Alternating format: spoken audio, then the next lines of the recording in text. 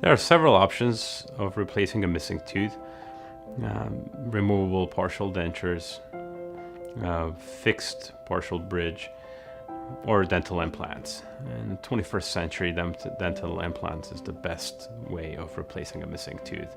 There's several advantages to it, mainly being very aesthetic, longevity of the restoration, and restorability of the dental implant. A dental implant is a screw that goes in a person's jaw, which is later on restored with the dental crown.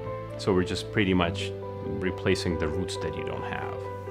Functionality, being able to eat with that tooth, having it stay permanently in your mouth, giving you aesthetics, being able to floss and clean just like your regular tooth would be. These are all great examples why dental implants are a good permanent solution to having your missing tooth replaced.